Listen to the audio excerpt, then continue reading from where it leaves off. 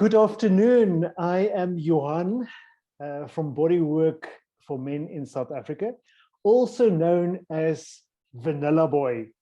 And I am here with Mr. Viktor. Hello, Johan.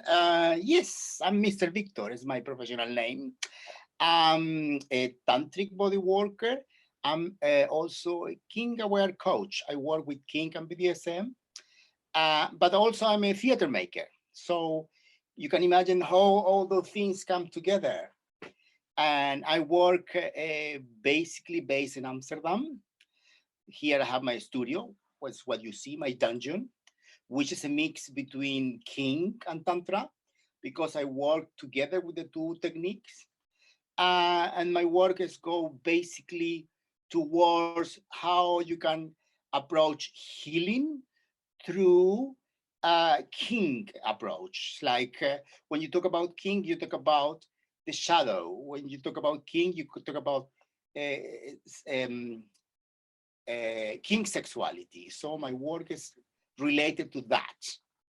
And I do regular sessions, well, not in time of COVID, but a regular session or tantric session at the beginning, and then I work in the under the concept of sacred kink, which will be educating people into kink, or people that have feeling with kink and want to explore and discover in a safe way. And then I say, well, come to me and I will help you. Thank you, Mr. Viktor. We both are from the Be Tantric online community. If you want to know more about the Be Tantric community, online community, you can either contact Mr. Viktor or myself, Johan. So, AKA Vanilla Boy. So, Viktor, I have one question. Mr. Viktor, what is kink? Okay, that is a very, it's a concept that involves all sort of approach to sexuality that is not conventional. Everything that is not conventional in sexuality is, you can put it under the concept of kink. If you go to the dictionary to try to find what kink actually means, it's basically it's a German word that means some kind of a twisted knot. But basically, it's a word that generally is known as the umbrella of many different activities that you can find in the kink, like, for example, cross-dressing, fetishismo, BDSM, okay, cross-dressing, yeah, voyeurismo, all sort of feelings and approach of my sexuality that is not really in the mainstream. So most of the time, it's something that is hidden, something that you could be afraid of, or you could not understand.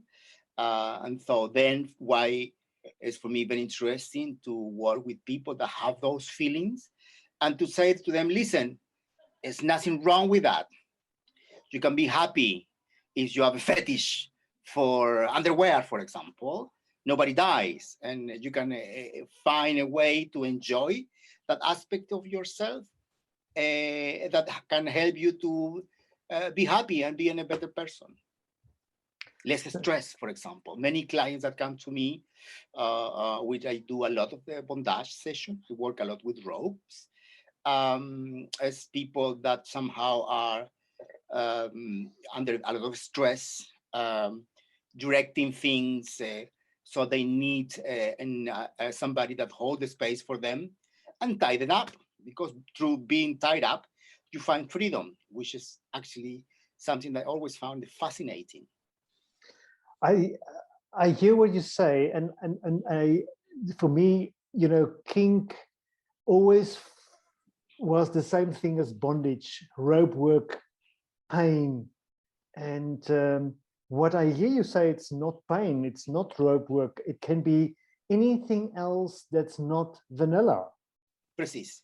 And that is very interesting that you say, because that is what the most of people understand. When you talk about kink or something related, they connect it immediately to BDSM. And what is BDSM? Bondage, domination, submission, sadomasochismo. And there is another subdivision where you can find people that are into pain. But there are many fetishistas that are not into pain. So basically, kink is more bigger than that. Pain is one aspect. It's for people that enjoy pain. You can explore that in a different degree, but it doesn't mean that everything that happens in kink is pain.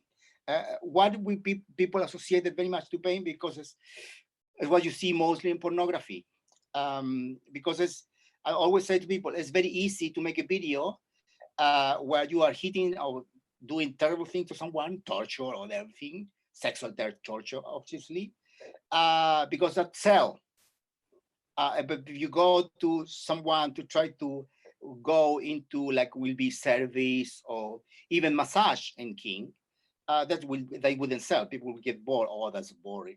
So basically, that's why people all the time associate kink to the heavy stuff.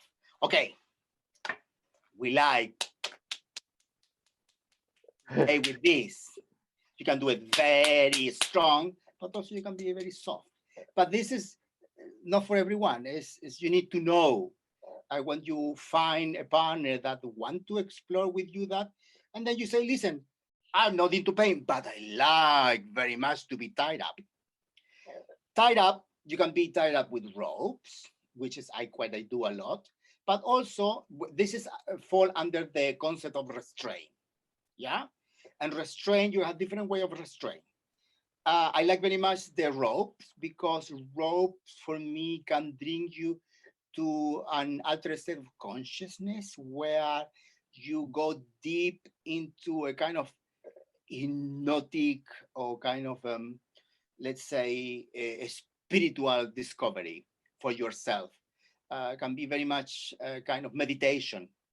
I always say I have had clients that I do the bondage to them and I leave them there, I guard them, I protect them, I'm with there holding the space, but sometimes they can fall asleep. And through that feeling of being restrained, they find the freedom that they don't find outside. So in that sense, can become very therapeutic. You Yes. can do restraint with handcuff, with this kind of leather stuff, but also you can have with metal, with duct tape. But this is one aspect of what will be bondage. And bondage is part of the BDSM. But kink is not only BDSM, kink is also fetishismo.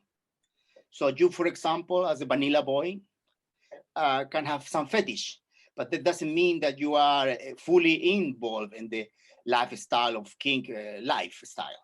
Yes. You know, you can have fetish, perhaps you like very much to explore the feet of your partner, and you like to lick the feet of your partner, and you love feet.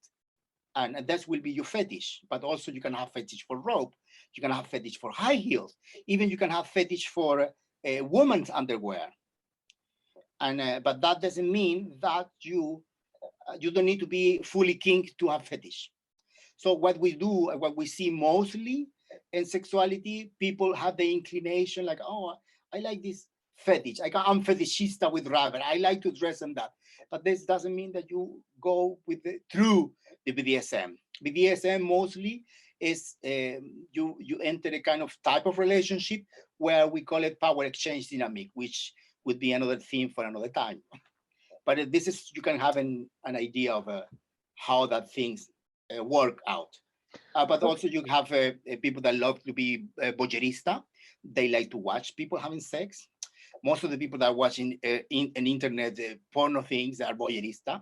But also there's many people that like to show themselves and being exhibitionista. But there's also this part of kink. And all of that is part of what we call alternative sexuality. But what is very interesting, that Tantra is also part of alternative sexuality. Tantra wouldn't be vanilla. Yes. And that is funny, fascinating. That's why kink and Tantra get together. I wanted to ask you the question, where does Tantra or Tantric or Taoist fit into kink? Yeah, it's basically because when we talk about Tantra, you can apply a lot of technique of Tantra in the kink and the kink experience. For example, you can find very much something like it's called, you can use a blindfold. Blindfold fall under a type of sensory deprivation. You don't see, but you can feel. This is something that we use a lot in Tantra. Now, what is interesting in the union of these two worlds is that Tantra can help kink to upgrade themselves into a conscious way of approaching my shadow, right? And for tantric people, kink can help them to explore the shadow, because you can be tantric, you can be vanilla, whatever you are, but you always will have a shadow. And the shadow is the thing that we repress, the thing that were hidden there, and we don't want to talk about, and you want to do it alone, hidden there. Oh, I like this kind of person. You know, it's things that are hidden in your psychology, and you don't want to get it out. Tantra help and kink help to explore that. Now, before we go further about this, I want to explain what vanilla is, because we use it already 2 times for people that doesn't know what vanilla is. Yes, vanilla is a concept that in the kink community we use a lot to refer to people that have a traditional approach to sexuality. You can have traditional approach to sexuality, but also you can have sometimes you like fetish things, and you can include it. And what is very important, and how the kink can help the vanillas and the tantric, is to tell them, listen, there's nothing wrong with the shadow. You can learn with the shadow. You're not going to go to hell. Relax about it. Be happy. Accept this aspect of you, because it's you. You know? So in South Africa, we are very conservative. You know, we come from a long line of conservative ways of living, church, apartheid, and everything that goes with that. And we are still very ashamed to talk about sex, talk about erection, talk about anything that gives us a little bit of a kink side, you know. Okay. So we don't talk about these things. We don't explore it. And like you said, we explore it very in the shadow, in the dark. We never go out, and nobody must know of it. So it's very much hush, hush. So, and I think our background is such in a way that if you just think about something like kink, you know, it's wrong. It's from the devil. It's from this and from that. And I think this way of acknowledge my kink side from a vanilla boy, I think that will help me in my sexuality. And what will be interesting for me, and what I do, this job that I do, is help people to play with things that are part of the kink, like a restraint or any kind of fantasy you can have, but you can do it in a safe way, because knowledge is very important. When you play with kink, you play with danger, and then that's important that you have a guide, somebody that explains you, listen, that can happen. Unfortunately, I might say that not everyone in the kink community is aware of that. That's why, for me, it's important to introduce Tantra into the kink, because Tantra introduced the concept of being aware of the body, what I feel, sexuality, all those concepts that can be included in a kink experience, and then can help people and can keep it safe. Because when you are conscious of what is happening, you are safe in what you're doing. Because a lot of things that we do in kink, they are not safe. If you don't know how to play with the ropes well, you can really damage the body of someone. If you don't know which the right candle to do wax play, you can burn someone badly.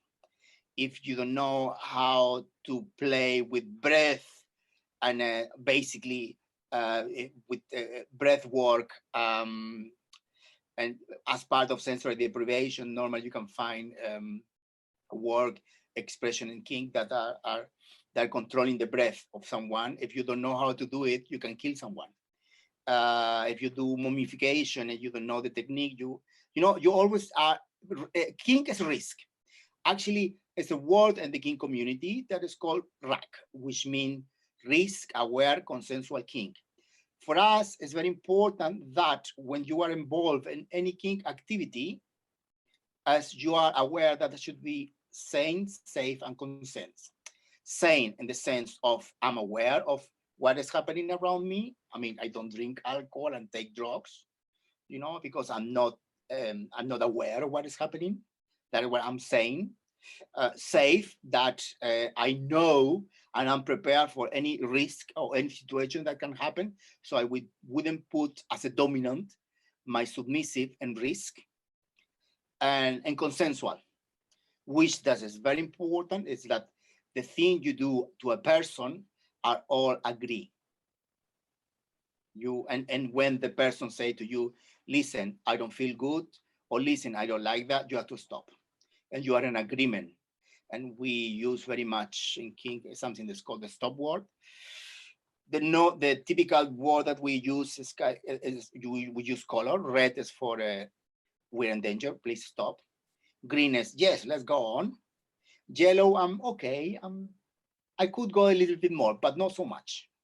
So this you can use, for example, when you work with pain, which is better to know and get in touch with the people you're working, and they say, okay, how much you can go? What is your limits? It's very interesting, and I think we have to talk a little bit more about some of these phrases and words and subdivisions. But thank you very much. Let me just tell you a little bit more where I'm coming from. Very traditional, like I said. And in 2019, I went to a retreat in Spain, and you were one of the teachers there. Oh, and yes. That's correct, yes. And it was a Tantra retreat. And you did one afternoon a kink demonstration with a little bit of a workshop. And I thought, oh my word, this is not for me. But I thought, let me just experience the workshop. And the first time somebody put some rope around my body and also blindfolded me, I got an erection. And for me, an erection never lies. So I was very much aware of that there is a kink side in me, and I didn't know how to explore that. So for me, thank you very much for waking that side of my vanilla side. And then you have a chance now that you know that that is there, that you can explore further. Absolutely. But I'm also afraid because I have this beautiful name, Vanilla Boy. So maybe I'm going to lose my status now. Well, you can always be a vanilla boy with a little bit of rope around. No problem. You don't need to go all the way through. And it's always interesting in this kind of talk that we're going to have. We're going to go very much into, let's think about that kink is a huge world with a lot of concepts and things, and it's very important people know. Knowledge is very important because then you can practice in a safe way, and also what is for me most important, and that's what is about conscious kink, is that I'm aware, and the experience that I have help in the way of transform your life, transform yourself. You are happy, you are less stressed, and basically, which is most important, you accept who you are. Absolutely. So if somebody wants to know a little bit more about what you're offering, they can go to the Beat Tantric website, and they have to become a member, and then they can watch all your videos.